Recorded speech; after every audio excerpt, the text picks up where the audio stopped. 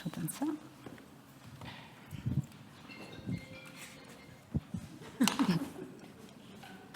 Bonjour à tous. Grüezi zusammen. Buongiorno a tutti.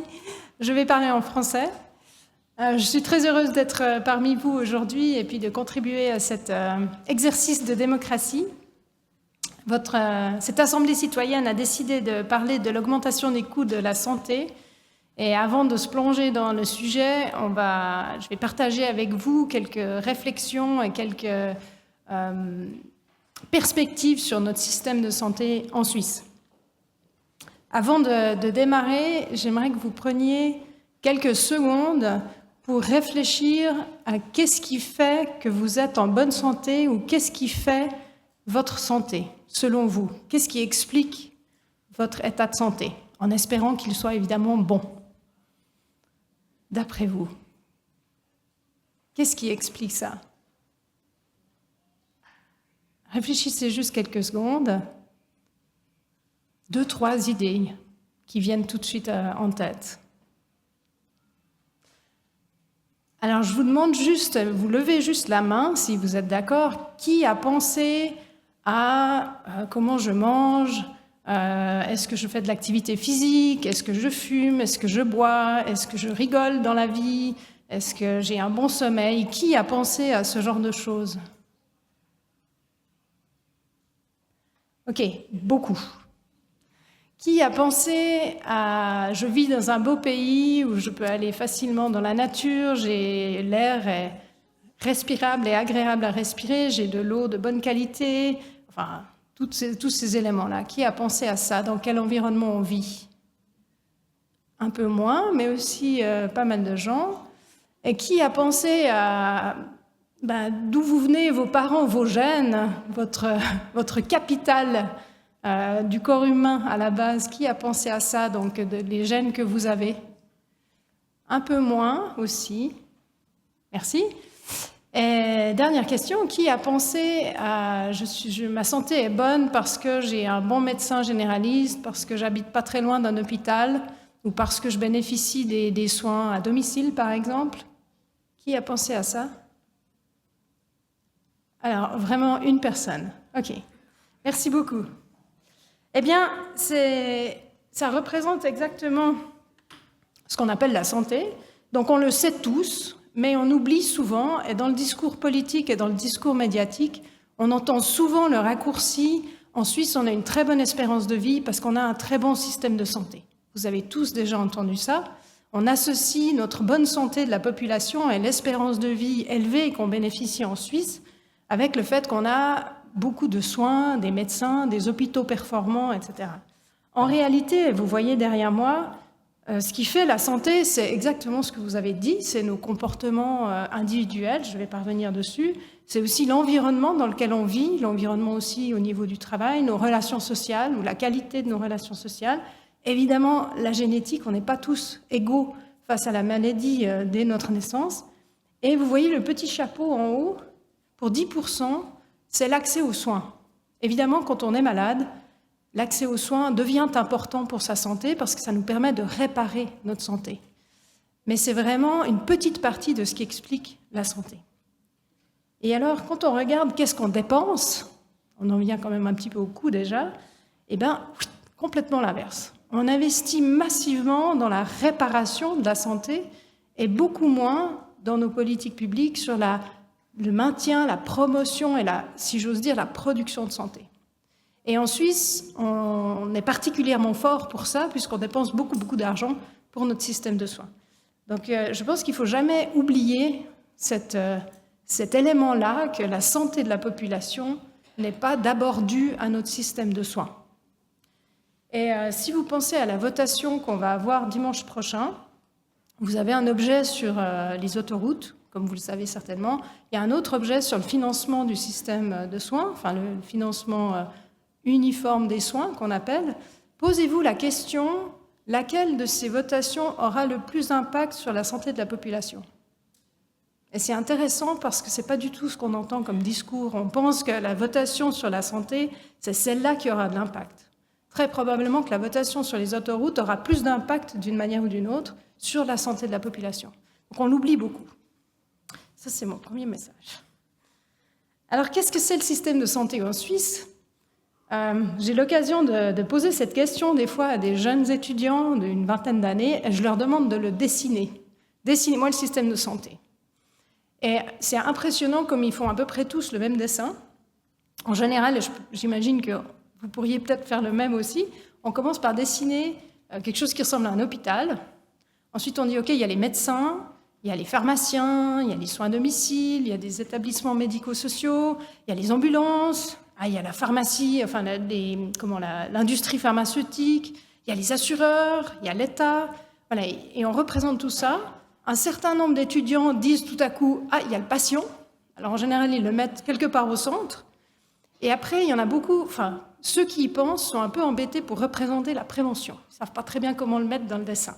Mais c'est vraiment très régulier comme réponse qu'on obtient à cette question.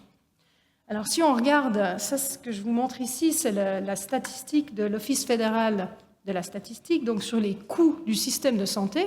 Donc c'est une vision en termes de coûts, mais si on regarde qu'est-ce qu'il y a dans ce grand carré, vous voyez qu'il y a les soins stationnaires, donc c'est les séjours hospitaliers, les séjours à l'hôpital, tout ce qui est cabinets médicaux, toutes les prestations quand vous allez chez le médecin, quand vous allez chez le pharmacien, les médicaments que vous utilisez, quand vous avez des soins à domicile, les soins dans les établissements médico-sociaux, les laboratoires, les ambulances, l'imagerie, tout ça. Donc c'est en fait des prestations, on appelle ça des prestations de soins, c'est-à-dire que c'est des soins, des médicaments. C'est ce qu'on appelle le système de santé en Suisse, et là on a sous l'angle des coûts. Donc c'est un peu un abus de langage, parce qu'en fait on est surtout en train de parler de soins. Ce qu'on appelle le système de santé, c'est avant tout le système de soins en Suisse. Et vous voyez un petit carré juste en dessus là, de ma tête, où on a cette représentation de la prévention, qui en Suisse est très faible, on dépense assez peu d'argent pour ça, donc 4%, ça représente 3,7 milliards. Et si vous regardez en haut, donc le coût du système de santé, comme on l'appelle, en 2022, c'était 92 milliards. C'est beaucoup d'argent, c'est un très très gros marché en Suisse, et ça représente environ 12% de toute la richesse qu'on crée en Suisse, qu'on appelle le PIB pour le produit intérieur brut, mais c'est vraiment toute la richesse qu'on produit en Suisse. On consacre 12% de ça au financement du système de soins en Suisse. Donc ça, c'est vraiment les coûts totaux. Ça inclut tout ce qui est financé par l'assurance maladie, mais aussi l'assurance accident, l'assurance invalidité, les assurances complémentaires. Il y a aussi là-dedans tout ce qui est dentiste. Il y a aussi... qu'est-ce qu'il y a ? Il y a vraiment, c'est un grand ensemble, tout ce qui est médecine alternative, par exemple. Donc il y a beaucoup de choses différentes dans ces 92 milliards. Et nous, on va s'intéresser un petit peu plus maintenant à ce qu'on appelle l'assurance maladie obligatoire des soins. Donc vous êtes tous et toutes des payeurs de primes. Vous devez tous payer votre prime chaque mois. Vous avez tous reçu votre augmentation de prime pour l'année prochaine. Et ce périmètre-là, donc, qui est organisé à travers la loi sur l'assurance maladie, ça représente en fait 50 milliards sur ces 92 milliards. Donc le 92 milliards, c'est l'ensemble, et il y a 50 milliards qui sont organisés selon la loi sur l'assurance maladie. Donc c'est clair que c'est une grosse partie du gâteau. Sur ces 50 milliards, il y a 33 milliards qui sont payés par les caisses maladie en remboursement de prestations. Il y a 11 milliards qui sont payés par les cantons. Les cantons payent une partie des séjours quand vous êtes à l'hôpital, quand vous passez la nuit à l'hôpital. Les cantons payent aussi une partie des soins à domicile et les cantons payent aussi une partie des soins qui sont donnés dans les établissements médico-sociaux pour les personnes qui sont en institution. Et il y a encore 5 milliards que vous payez ou qu'on paye de notre poche nous-mêmes à travers la franchise et la quote-part. Donc, vous savez que l'assurance maladie en Suisse, vous payez une prime chaque mois et puis quand vous devez aller chez le médecin, vous recevez votre facture, le montant de la franchise, vous devez déjà le payer vous-même. Ça peut être entre 300 francs jusqu'à 2500 francs. Vous choisissez votre franchise. Et après, on a ce qu'on appelle une quote-part. Donc, vous devez encore payer 10% de la facture pendant un moment. Et c'est de cet argent-là qu'on parle. C'est les participations au coût. Donc, 5 milliards. Donc ça, c'est le périmètre de l'assurance obligatoire des soins.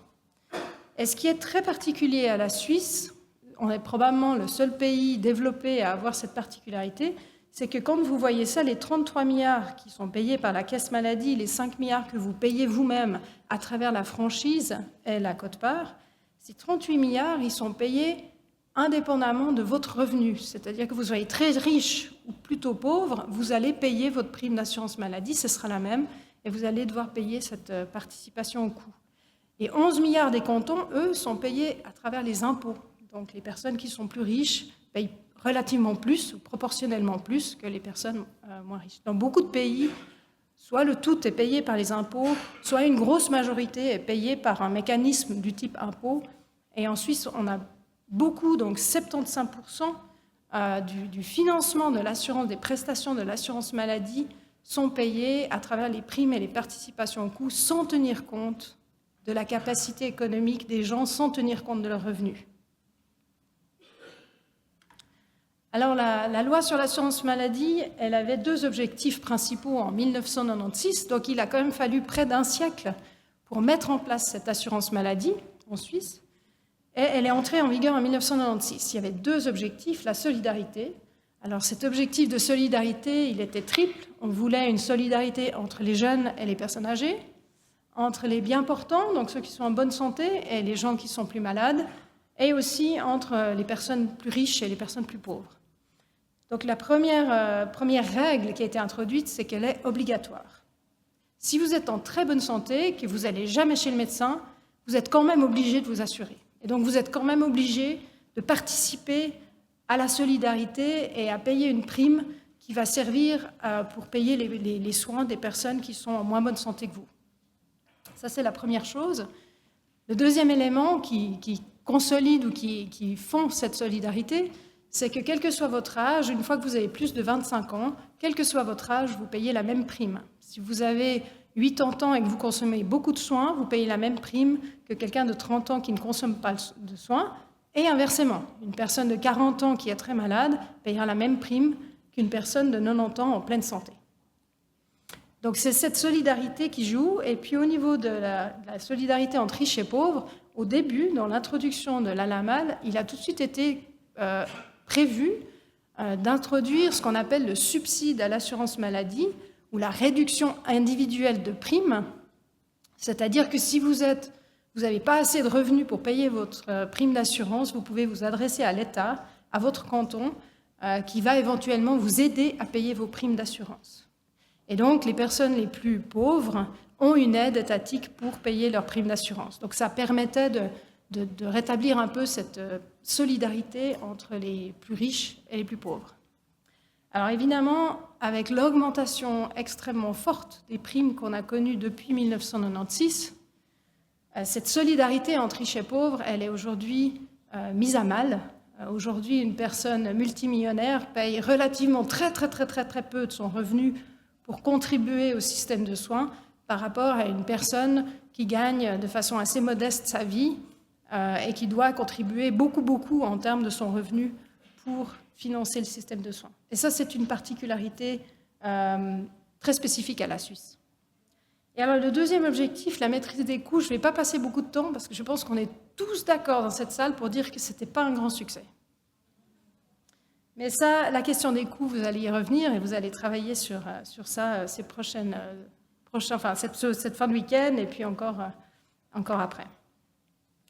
Et c'est intéressant de se poser la question aussi de qui décide dans notre système. Donc on a, vous le savez, on est une confédération, donc on a un système fédéraliste. Ça veut dire que des régions, donc les cantons, se sont mis ensemble pour se renforcer mutuellement et pour partager certaines tâches et certaines responsabilités. Donc en Suisse, ce sont les cantons qui sont ce qu'on appelle souverains, c'est-à-dire que c'est eux qui ont le pouvoir, et ils peuvent déléguer, ils peuvent dire à la confédération ce qu'elle doit faire. Et ça se fait à travers notre constitution suisse. Et dans le domaine de la santé et des soins, plus particulièrement des soins, la Confédération a 3 grandes responsabilités. Elle doit mettre en place une assurance maladie et une assurance accident. Elle doit lutter contre les maladies transmissibles, donc on l'a bien vu pendant la pandémie du Covid. Et puis, elle doit aussi s'occuper de la reconnaissance des professionnels de santé, de décider qui a le droit de se dire médecin, qui a le droit de se dire infirmière, etc. Donc, c'est les 3 grandes tâches de la Confédération. Les cantons, eux, et puis peut-être encore un point, la Confédération ne finance pas, ne paye pas de prestations de soins. La seule chose que la Confédération paye, elle contribue à hauteur de moitié à peu près au paiement de ces subsides de primes, c'est-à-dire d'aider les ménages les plus modestes pour payer leurs primes d'assurance. Si on vient maintenant au niveau des cantons, donc les cantons, je l'ai dit, sont souverains, donc en fait c'est eux qui sont responsables de la santé de leur population. C'est eux qui mettent en place les politiques de santé dans leur territoire. Ils participent aussi au paiement des prestations, donc des séjours hospitaliers, je vous l'ai dit, dans les soins à domicile aussi, et les soins dans les établissements médico-sociaux. Ils planifient les hôpitaux, ils planifient les établissements médico-sociaux. Ils peuvent aussi déterminer, limiter le nombre de médecins qui s'installent. Ils ont encore d'autres choses qu'ils peuvent faire, mais en gros, c'est ça. Donc, ils ont un vrai rôle sur l'organisation du système et ils ont aussi un vrai rôle sur l'organisation des politiques publiques qu'ils veulent mettre en place pour la santé et pour les soins de leur population. Et si on prend encore les assureurs maladie, donc eux, ils sont régulés à travers la loi sur l'assurance maladie. C'est cette loi qui détermine qu'est-ce qu'ils peuvent ou qu'est-ce qu'ils ne peuvent pas faire.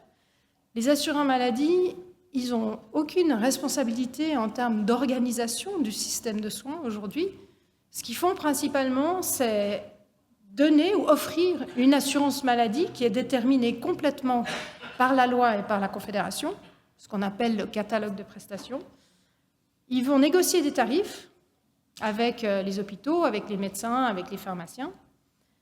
Et, ils vont calculer la prime que vous allez payer et ils sont obligés de le faire de telle façon que la prime couvre les coûts. Et enfin, ils vont contrôler vos factures et les rembourser. C'est principalement les tâches des assureurs maladie en Suisse. Donc, ce qu'il faut comprendre, c'est que dans ce système-là, si vous êtes un assureur maladie et que vous réfléchissez pour tous vos assurés, imaginons, prenons un assureur maladie, la CSS par exemple, ou Elzana, c'est égal, ils ont des assurés dans tous les cantons. Donc si vous voulez faire quelque chose pour vos assurés, vous faites face à une loi fédérale qui vous dit « tu peux faire ça, tu ne peux pas faire ça », et à 26 cantons qui ont 26 façons de faire différentes, 26 politiques de santé différentes. Si vous prenez maintenant le canton, vous, en tant que canton, vous vous souciez de votre population, sur votre territoire. Et donc vous allez pouvoir dire « moi j'aimerais faire... avoir des équipes qui vont intervenir à domicile pour aider les personnes, pour éviter qu'elles aient à l'hôpital. Il y a plein de choses qu'on peut faire. Je veux améliorer les soins palliatifs. On peut faire plein de choses. Mais quand vous voulez faire quelque chose, vous heurtez, si on peut dire, à la loi fédérale qui est décidée ailleurs, donc à la Confédération, qui vous dit ce que vous pouvez faire ou pas dans le cadre de l'assurance maladie. Et vous faites face à 40 assureurs qui ont tous des manières de voir les choses différentes. Donc forcément, dans un système comme ça, c'est très compliqué à bouger. Et chaque acteur peut tout bloquer. Et la Confédération, quand elle veut changer sa loi, elle se retrouve face aux 26 cantons, aux 40 assureurs, plus évidemment à d'autres groupes d'intérêts qui défendent aussi ces intérêts. Donc c'est un système qui est assez lourd à faire bouger et qui est assez compliqué en termes de gouvernance. Et il ne faut pas oublier là-dedans les médecins. Le médecin, dans le système de soins, c'est celui qui décide, en fait, à peu près ce que vous allez consommer. Donc, c'est quelqu'un de très important pour déterminer ce qui va être consommé dans le système de soins. Et donc, on ne peut pas changer le système, on ne peut pas faire évoluer le système si on n'a pas les médecins avec nous. Ça, c'est une réalité. Voilà, donc dans cette espèce de grand plat de spaghetti, c'est très difficile à bouger, n'importe lequel peut bloquer. Mais en fait, il faut juste 2 choses pour réussir à avancer. C'est assez simple et d'un autre côté, c'est assez compliqué à mettre en place. La première chose, c'est qu'il faut qu'on ait un objectif commun, supérieur, qui nous dise ce que les partenaires doivent faire. Si on est tous d'accord sur où on veut aller, pourquoi on veut aller, ça peut marcher. Et il faut encore une autre chose, c'est qu'il faut avoir confiance. Il faut que les cantons se disent « on veut aller là ». on va y aller, et je sais que les autres partenaires vont aussi faire l'effort d'y aller. Si on a ça, on arrive à avancer. Et on l'a vraiment vécu pendant la pandémie du Covid. Alors, on n'a pas tout bien fait parfait, hein, on est bien d'accord, mais pendant cette pandémie, c'était assez incroyable de réaliser que tout à coup, tous les acteurs se sont orientés vers le même objectif. Trouver des solutions, protéger la population, adapter le système de soins pour prendre en charge les malades. Et on a fait des choses qu'on n'aurait pas pensé possibles avec notre système. Ça a libéré beaucoup de choses. Et quand la pandémie est passée, tout le monde a retrouvé ses mécanismes d'avant et les blocages se sont remis. Mais la bonne nouvelle, c'est qu'on sait que c'est possible. Si on pouvait y arriver sans être dans une crise, on a gagné. Voilà, donc il y a de l'espoir. Alors pourquoi ça coûte cher ? Je ne vais pas m'étendre beaucoup sur cette question parce qu'on va encore l'aborder après. Mais j'aimerais juste passer en vue 6 gros facteurs de coût. Le premier, c'est, et on oublie de nouveau trop souvent, la santé de la population. Ce qui fait que ça coûte cher, les soins, c'est d'abord l'état de santé de la population. Si vous avez une population en excellente santé, elle a moins besoin de soins et ça coûte moins cher. Donc il faut absolument s'occuper de cette question-là. Et la santé de la population, ça peut être très objectif, c'est-à-dire que c'est le médecin qui dit vous êtes malade, vous n'êtes pas malade, mais c'est aussi comment vous sentez. Si la population ne se sent pas en bonne santé, c'est clair qu'elle va chercher à aller vers le médecin, etc. Donc c'est ces 2 éléments-là.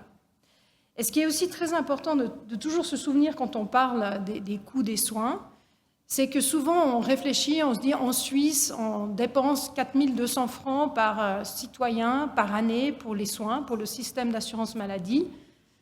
Mais en fait, 50%, donc la moitié de vous, en moyenne évidemment, hein, je cible personne, mais la moitié de la population suisse ne représente que moins d'1% des coûts, donc quasi rien. Et si vous prenez 10% des gens les plus malades, ceux qui consomment le plus, ça explique 70% des coûts qui sont à charge de l'assurance maladie. Et si vous allez encore plus loin, vous prenez le dernier pourcentage, donc les 80 000 ou 87 000 personnes en Suisse qui coûtent le plus cher, ça représente 20% de la facture totale. Donc on n'est pas du tout dans un « chacun coûte 4 000 francs ». Non, il y a beaucoup de gens qui coûtent 0 et il y a quelques personnes qui coûtent très très cher. Évidemment, ce n'est pas de leur faute, c'est pas ce qu'on essaye de dire, mais c'est une réalité. Quand on veut attaquer la question des coûts de la santé, il ne faut jamais oublier que ce n'est pas du tout quelque chose de moyen. Il faut penser à ça, c'est qu'il y a quelques personnes qui ont besoin de beaucoup de soins et qui, du coup, coûtent très cher au système. Et c'est pour ça que c'est nécessaire d'avoir cette solidarité. Le deuxième élément, c'est l'évolution démographique. Alors évidemment, quand on a une population plus grande, il y a plus de gens qui ont besoin de soins et donc ça coûte plus cher. Ce n'est pas vraiment grave parce que ces gens-là, ils payent aussi des primes et puis ils payent aussi des impôts. Donc ce n'est pas tellement là un problème.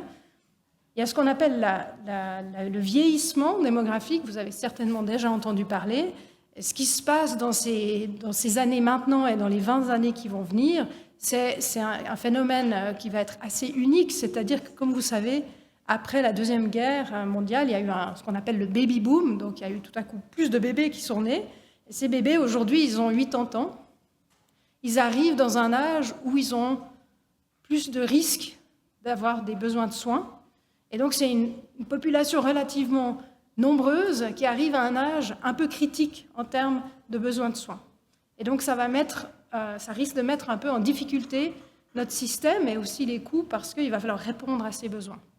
Et puis en 2050, pour peu qu'on ait une espérance de vie qui reste à peu près stable, ces personnes-là, cette population-là, elle aura passé 100 ans et une grosse partie sera probablement décédée, et puis on retrouvera quelque chose de plus linéaire. Mais c'est un élément très spécifique de maintenant.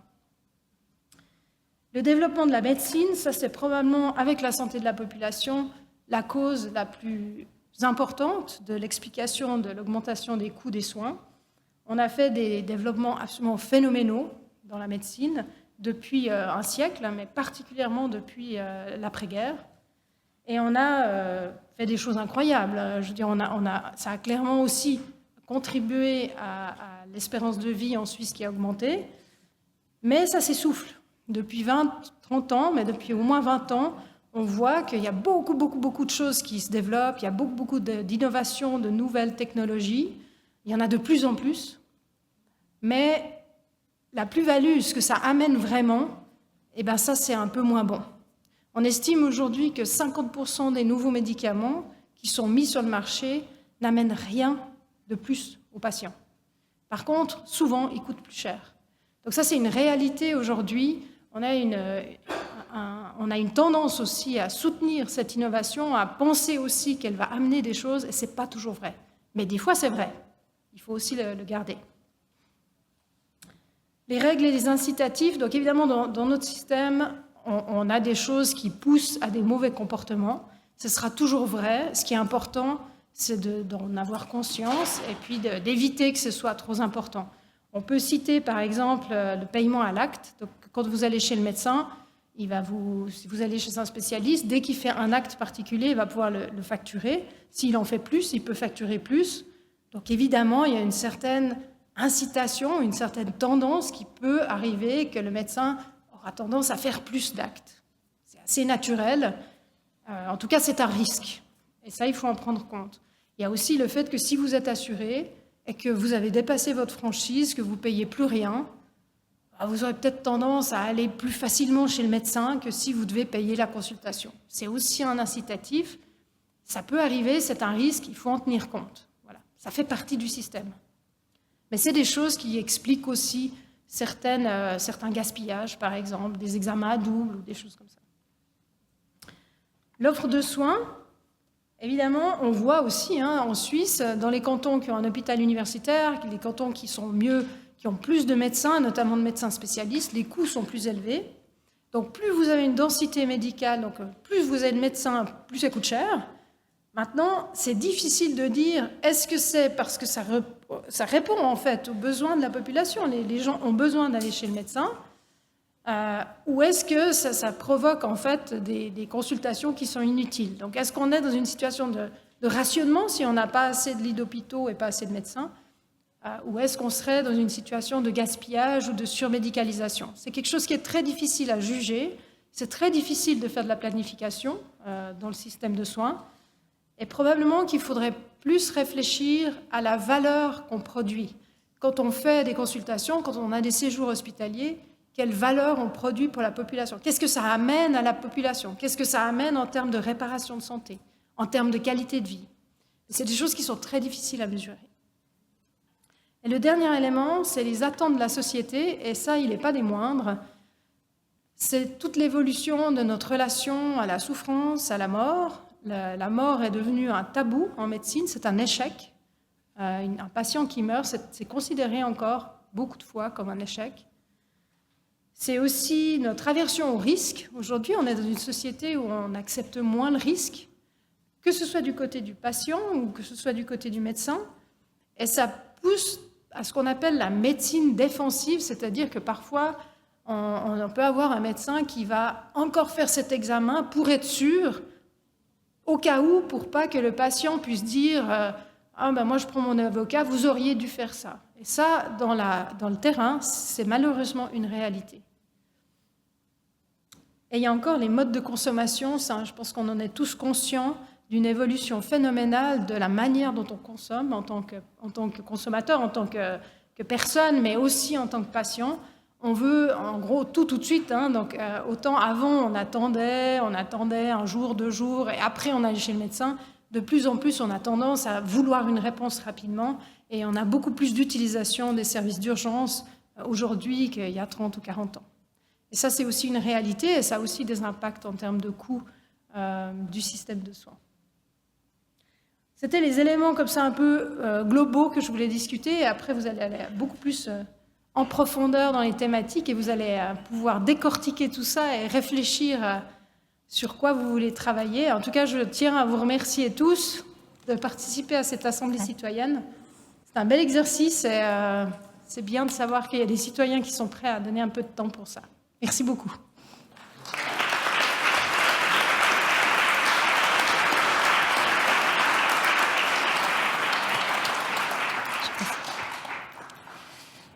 Besten Dank, Jean-Dag Grandchamp, für diese Einführung ins Gesundheitssystem Schweiz. Ihr habt wahrscheinlich Fragen. Gewisse haben bereits Fragen eingegeben, die werden wir dann im Mentimeter sind wir die am Sammeln, aber wir möchten sehr gerne zuerst ins Publikum fragen, gibt es Fragen zu diesem Input von Frau Grandchamp? Meine Kolleginnen werden mit dem Mikrofon kommen.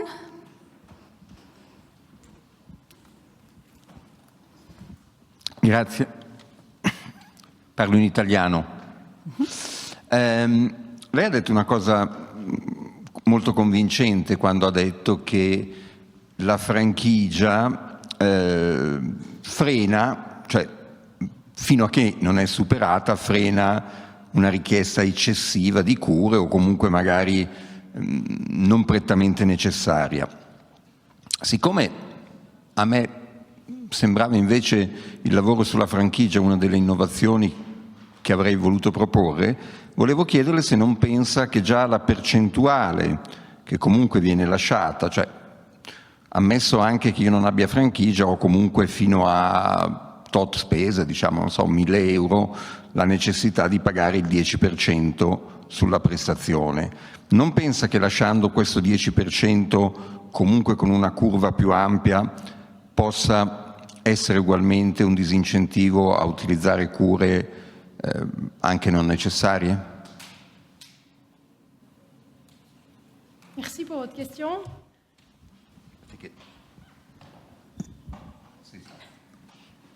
Voilà.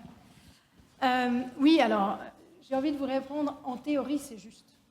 C'est-à-dire que la franchise, elle est là pour ça. Elle est là pour éviter que ce soit trop facile d'aller chez le médecin ou de consommer, parce que si vous devez payer une partie, vous allez réfléchir. Ça c'est sûr. Ce qu'il faut se rendre compte, et je l'ai dit, c'est que dans les soins, au niveau des coûts des soins, je vous ai expliqué que si vous prenez 10% de la population qui coûte le plus cher, ça représente 70% des coûts.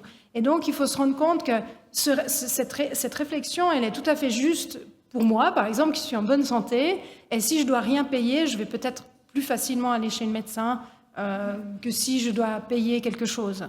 Donc pour une bonne partie de la population qui est en fait en assez bonne santé ou qui consomme assez peu, ça peut être effectivement un frein bienvenu pour ne pas surutiliser les systèmes. Le problème de la franchise, imaginez une personne qui est en établissement médico-social.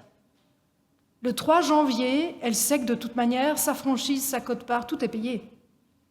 Elle sait que de toute manière, ça va coûter plus que 7 000 francs par année. Quelqu'un qui est diabétique, qui a un traitement qui lui coûte 1 000 francs par mois, le 1er janvier, il sait déjà que de toute manière, il a passé sa franchise. Donc pour tous les gens qui, malheureusement, ont des besoins de soins conséquents, en fait, la franchise, elle n'est plus tellement intéressante. Et donc, c'est un outil qui peut être utilisé dans certaines situations, mais c'est vrai que si on le généralise, imaginons, ça a été dit au niveau politique, on pourrait imaginer une franchise de 5 000 francs pour tout le monde. Si on imagine ça, ça veut dire qu'il y a déjà un problème de solidarité entre malades et bien portants et entre riches et pauvres, évidemment. Ça, c'est un choix idéologique.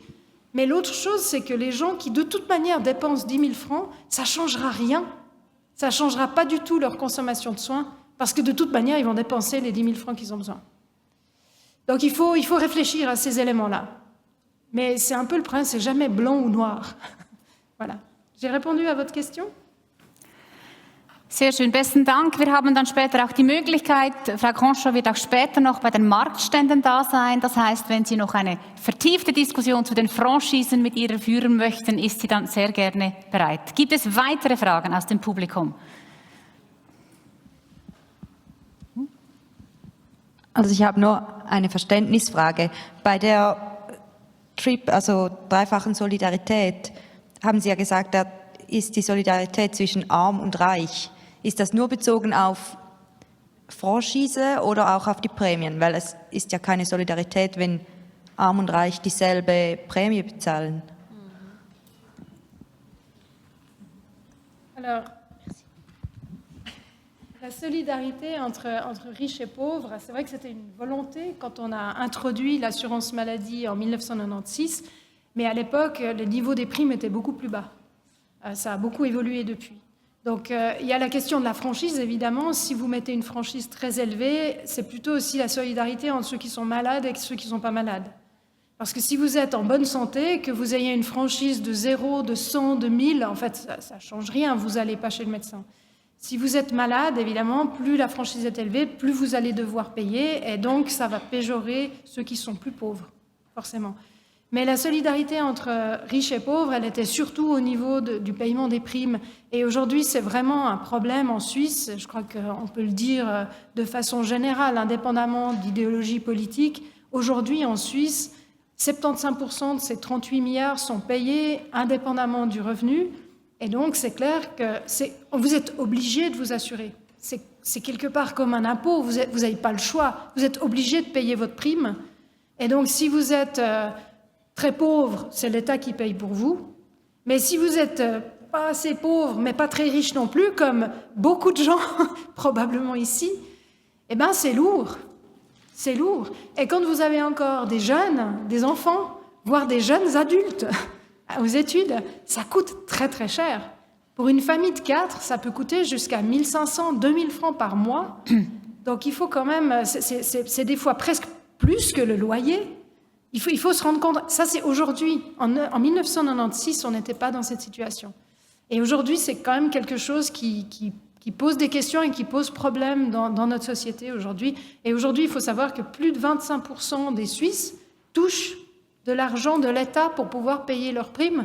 Et si ça augmente encore, on peut imaginer que dans 10 ans, on sera 50% des Suisses à toucher de l'argent. Donc on paye des impôts et on reçoit de l'argent pour payer nos primes. Enfin, c'est pas très efficient. Enfin, bon, ça c'est mon avis. Pardon. Gut, besten Dank. Wir haben hier noch eine weitere Frage. Amadea, darf ich dich bitten?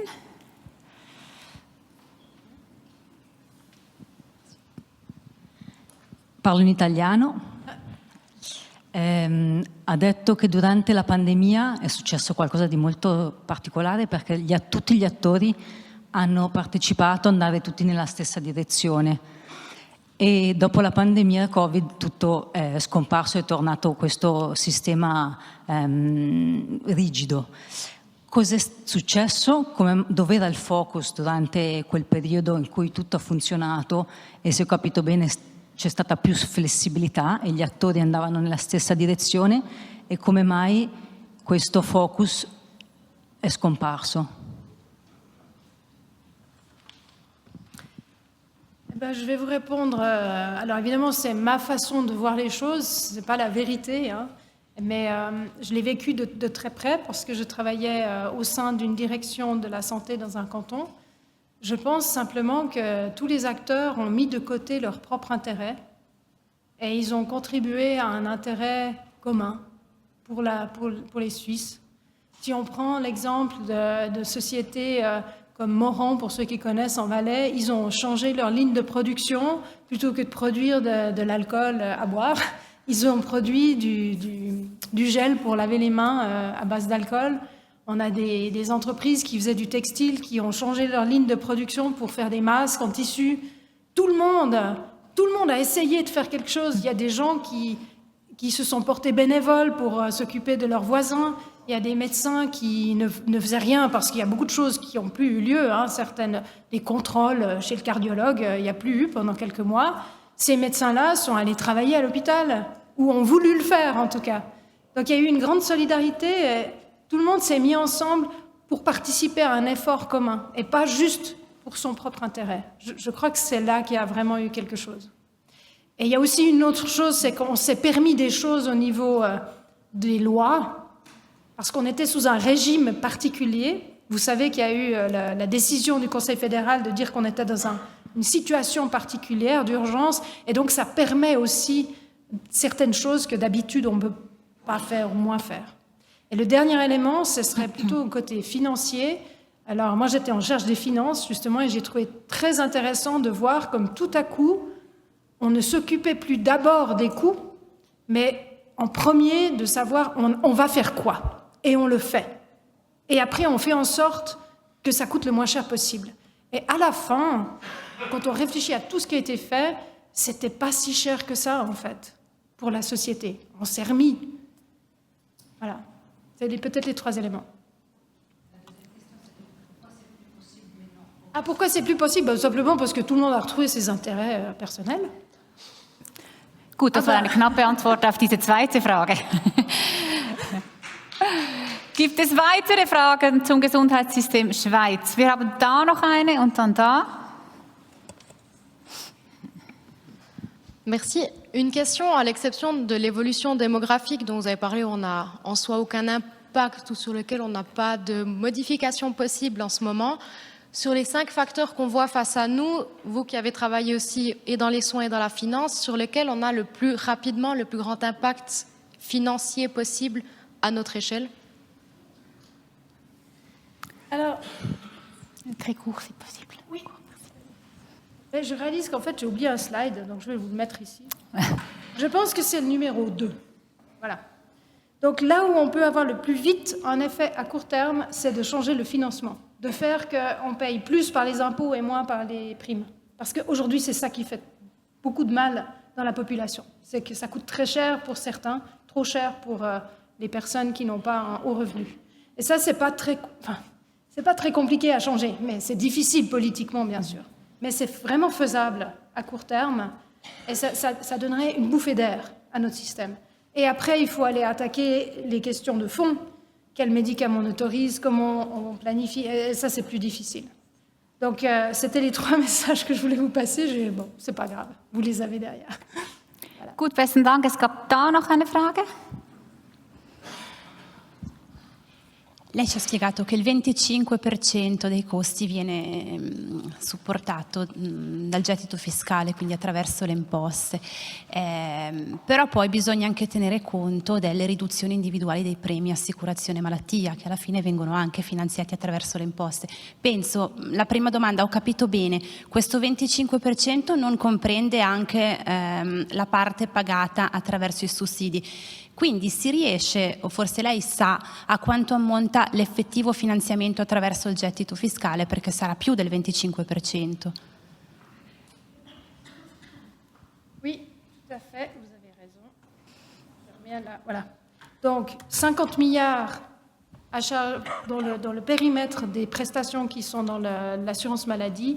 Sur ces 50 milliards, j'ai dit 33 milliards par les caisses maladies. Sur ces 33 milliards, il y a 5 milliards qui sont payés par les subsides, en fait. D'accord? Donc, si on fait sur ces 50 milliards, on dit qu'il y a 10 milliards qui sont sur les impôts, en fait, c'est 15 milliards.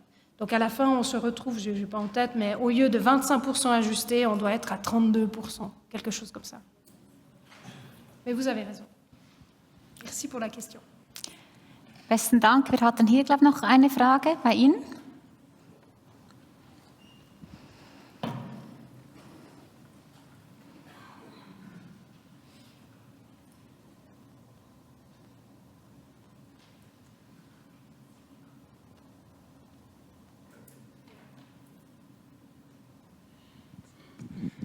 Könnten Sie die 49 Milliarden Franken noch in Beziehung zu anderen Zahlen setzen, beispielsweise zum Gesamthaushalt, oder dass die Zahl nicht so nackt dasteht? Ich möchte es ein bisschen einordnen können.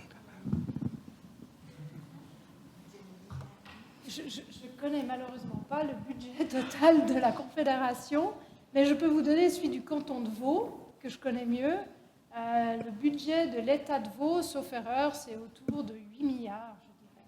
Donc la Confédération, je ne sais pas, ça doit être dans les 70 milliards. Peut-être quelqu'un sait. On peut regarder après.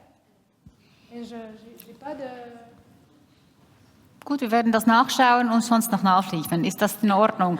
Dann schaue ich mal ganz kurz zu dir, Lukas. Es haben Personen per Mentimeter noch Fragen eingegeben. Darf ich dich bitten, hier eine oder die eine oder andere rauszupicken?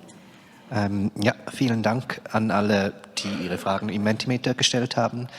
Vielleicht auch alle werden wir wahrscheinlich nicht stellen können. Wir nehmen die aber natürlich gerne mit auf und ich lade euch auch ein, danach an den Marktständen euch zu treffen und die zu diskutieren.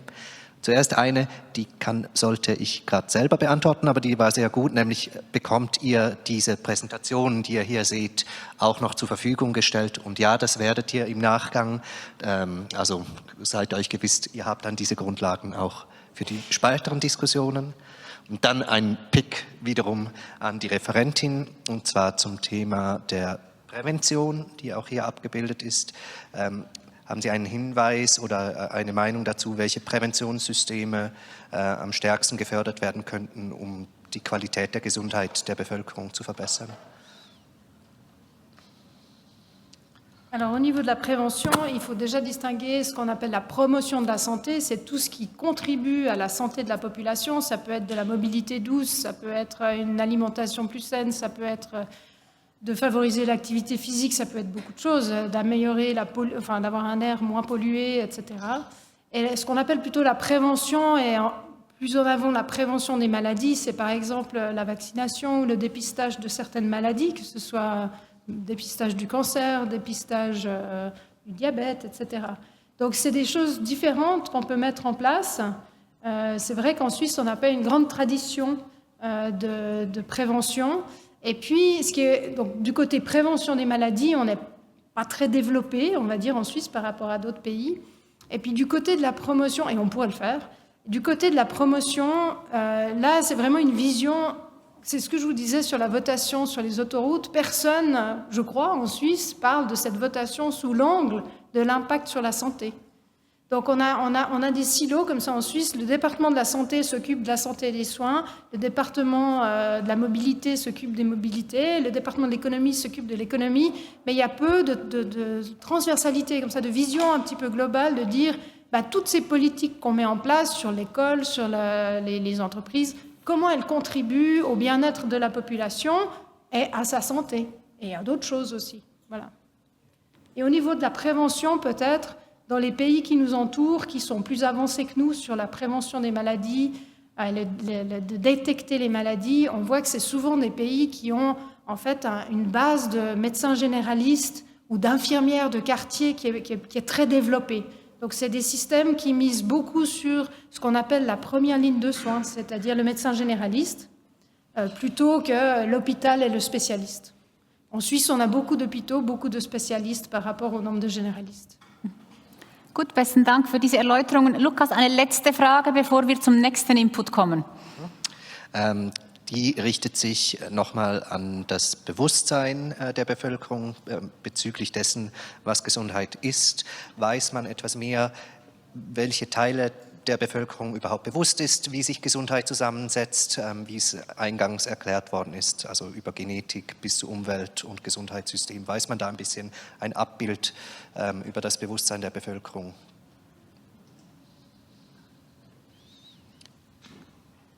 Je pense qu'il y a un travail à faire probablement sur la compréhension de chacun de ce qu'il peut faire pour sa santé, de qu'est-ce qu'il peut faire pour être en bonne santé.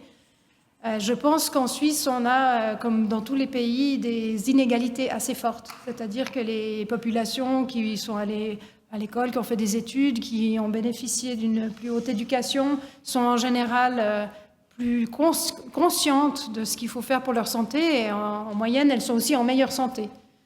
Et puis, on a plus de problèmes sur des populations peut-être plus qui souffrent de vulnérabilité, ou des populations socialement moins favorisées, ou même si on pense aux personnes migrantes ou aux personnes qui sont dans les prisons, par exemple. C'est des populations pour lesquelles il faudrait probablement amener cette connaissance et cette compréhension. Gut, besten Dank. Dann würde ich für den Moment hier schließen, möchte Chantal Grandjean nochmals ganz herzlich mit einem Applaus verabschieden.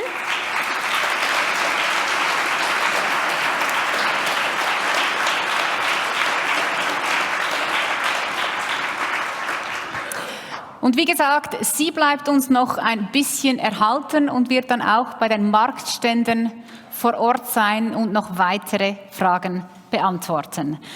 Das war die Einführung ins Gesundheitssystem Schweiz.